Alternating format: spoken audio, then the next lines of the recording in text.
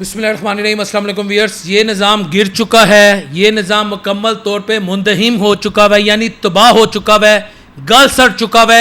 इस निज़ाम में आम आदमी के लिए कोई रिलीफ नहीं है। अगर कोई ये समझता है कि वो नौजवानों में लैपटॉप बांध देगा, नौजवान खुश हो जाएंगे, तो वो गलत फहमी में है। अगर कोई ये समझता है कि वो 2-4 हज़ार रुपया किसी को दे देगा और वो उस पर कोई फंड आ गया या कोई प्रोजेक्ट आ गया कि जी फलां हुकूमत ने हमें 2000, फलां हुकूमत ने हमें 4000 दे दिए, इससे मुल्क की तकदीर बदल जाएगी, तो वो भी किसी गलत फहमी में है। इस निज़ाम के अंदर कुछ नहीं है। आज जो केपी के लोग शिकायत कर रहे हैं, आज जो सिंध के लोग शिकायत कर रहे हैं, आज जो बलोचिस्तान के लोग शिकायत कर रहे हैं, आज जो पंजाब के लोग शिकायत कर रहे हैं, अगर इस निज़ाम को ना बदला गया तो 10 साल बाद भी यही शिकायत होगी। जमहूरियत बेहतरीन निज़ाम है, लेकिन इस मुल्क में जमहूरियत की कई किस्में हैं। इस निज़ाम को आज नहीं तो कल बदलना पड़ेगा, वरना कोई बेहतरी नहीं आएगी। और जिस दिन ये फैसला कर लिया गया कि ये निज़ाम बदलना है तो इसको बदल दिया जाएगा। ये मेरा कहना नहीं है, ये मोहसिन नकवी साहब का कहना है। ये जो बातें मैंने आपके सामने कही हैं एज इट इज, अगर उनकी बातों का लबे लबाब आप ढूंढे तो उन्होंने की है। आज इकोनॉमिक समिट से खिताब करते हुए उन्होंने खुल के कहा कि निज़ाम के पास कुछ नहीं है आम आदमी को देने के लिए, गरीब को देने के लिए, आम पाकिस्तानी को देने के लिए। ये लम्हा फिक्री है वफाकी हुकूमत के लिए भी, ये लम्हा फिक्री है पंजाब हुकूमत के लिए भी, ये लम्हा फिक्री है सिंध बलोचिस्तान की हुकूमत और केपी की हुकूमत के लिए।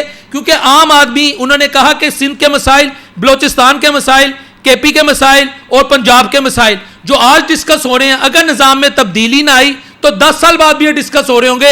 लिहाजा अब निज़ाम को बदलना होगा और हर सूरत बदलना होगा। हमें एडमिनिस्ट्रेटिव यूनिट बनाने होंगे।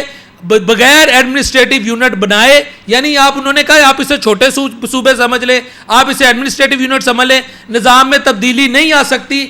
आज जो सुहेल वराइच ने, अगर आपको याद हो, कॉलम लिखा था कि जुलाई से इस हुकूमत का जवाल शुरू हो जाएगा। मेरा ख्याल है मोहसिन नकवी साहब ने, मैं ये नहीं कह रहा कोई इंटेंशनली हो रहा है या कनेक्टिविटी है, लेकिन आज मोहसिन नकवी साहब ने बता दिया है कि निज़ाम के पास गरीब के लिए कुछ नहीं है। वैसे अगर देखा जाए इस निज़ाम ने गरीब को क्या दिया? पैराफोर्स दी, जिसने गरीब से उसकी रेहड़ी छीन ली, जिसने गरीब से उसका रिस्क छीन लिया, जिसने गरीब से उसकी रोटी छीन ली, जिसने गरीब को मजबूर किया कि वो 5, 7, 8, 10 हज़ार रुपया फिर किसी से ले, पैराफोर्स के एहलकारों को दे और उनसे दोबारा अपनी रेहड़ी ले और फिर दोबारा वो रेहड़ी छीन ली जाए या छीनने के बाद उसको तोड़ दिया जाए। इसी तरह इस निज़ाम ने आम आदमी को क्या दिया? कॉरपोरेशन दी, जो वही काम कर रही जो पैराफोर्स करती है, लोगों की रेहड़ियां उठा के ले जाती है। और वो रेहड़ी अगर हुकूमत दे, जो आम आदमी कहता है उसी जगह खड़ी होती है या किसी फुटपाथ पे खड़ी होती है, तो हमारी रेहड़ी क्यों नहीं खड़ी हो सकती?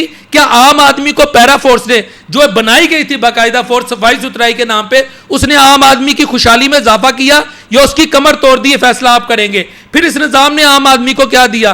2000 का चलान, 3000 का चलान, 5000 का चलान, हफ्ते में 10 चलान। उस चलान से क्या मुल्क में ट्रैफिक का या लाहौर में या पंजाब में ट्रैफिक का निज़ाम बेहतर हुआ? ये मेरा आपके साथ सवाल है।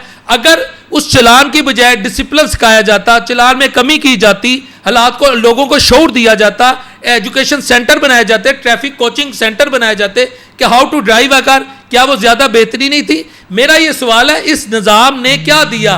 35 पैसे पेट्रोल सस्ता, 75 पैसे पेट्रोल सस्ता, जब महंगा करना हो तो 20 रुपए, 50 रुपए, 55 रुपए। आम आदमी के लिए इस निज़ाम में क्या है? आम आदमी के लिए तसल्लियां। एक तरफ अता तारर साहब आ जाते हैं जो कहते हैं जी हम आवाम को रिलीफ दे रहे हैं, दूसरी तरफ शर्जील मेमन साहब आ जाते हैं जो कहते हैं हम आवाम को रिलीफ दे रहे हैं। अगर तो आपको लगता है कि मरियम औरंगजेब, अजमा बुखारी, हिना परवेज भट्ट, सानिया आशिक, शर्जील मेमन, राजा परवेज अशरफ साहब, कमरुज़्ज़मान कायरा साहब या दीगर जो इनकी लीडरशिप है, इनके जो लेक्चर्स हैं, इनकी जो तकारीर है, इनका जो बयानात है, इनका जो बयानी है, इससे आम आदमी खुश है, सिंध का, पंजाब का, या हम शफी जान को ले लेते हैं, सुहेल अफरीदी को ले लेते हैं, शहरियार अफरीदी को ले लेते हैं और अली मोहम्मद खान को ले लेते हैं, जितनी भी मैंने लीडरशिप का नाम लिया, अगर ये आम आदमी को डिलीवर कर रहे हैं, इनके आने से आम आदमी की गुर्बत में कमी हुई है, तो बिल्कुल आप फिर इन्हें सपोर्ट करें। लेकिन मैंने मोहसिन नकवी साहब का जो आज बयानिया देखा है, उसमें साफ ये नजर आ रहा है कि इस तरह नहीं चलेगा। वो कहते हैं ना, कोई देखे ना देखे शबीर तो देखेगा, कोई माने ना माने, इस तरह नहीं चलेगा। ये मैं आपको बता रहा हूं। और जब आम आदमी के लिए मेरा ख्याल है कि इस वक्त सिस्टम के अंदर से अब आवाज उठ गई है,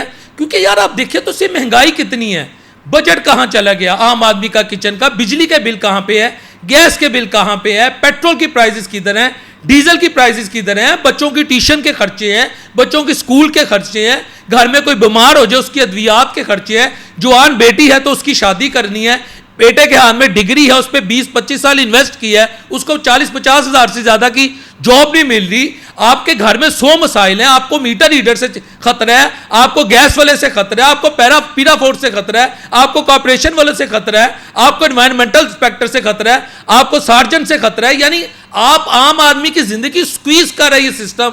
तो ये बात मेरा ख्याल है जो बड़ा सिस्टम है उसे समझ आ गई है कि इस तरह नहीं चलेगा, आपको डिलीवर करना पड़ेगा। और आज मुझे ये लगता है उसकी बुनियाद रखती गई है।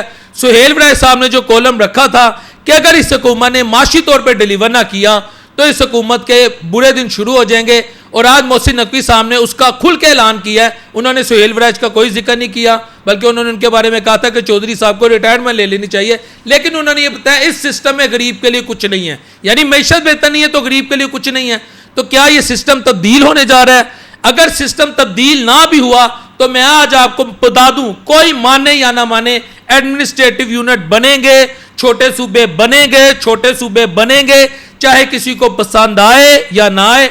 लेकिन मेरा ख्याल है प्राइम मिनिस्टर शहबाज शरीफ साहब जितने समझदार हैं, जिस तरह वो एक कोऑर्डिनेशन करते हैं, बल्कि same course, same syllabus, same हर चीज सेम है, वो जिस दिन सिस्टम ने फैसला कर लिया कि पंजाब के इतने सूबे बनेंगे, तो मुझे लगता है कि शहबाज शरीफ साहब सबसे पहले उस पर सिग्नेचर करेंगे, और ऐसा ही होना चाहिए, क्योंकि आम आदमी को इस हजूम के अंदर, इस माहौल के अंदर रिलीफ नहीं है। छोटे यूनिट्स बनाए जाए, अल्लाह करे कहीं ना कहीं से बेहतरी आ जाए, अल्लाह करे कुछ हालात बेहतर हो जाए। लेकिन आज ये जो मौजूदा सेटअप था, जो कहा जा रहा था 2029 तक चलेगा, 2033 तक चलेगा, वो अब ऐसे नहीं चलेगा। अगर चलेगा तो सिस्टम की मर्जी से चलेगा कि कितने यूनिट्स रखने हैं और अवाम को डिलीवर कैसे करना है। अस्सलाम वालेकुम रहमतुल्लाहि व बरकातहू।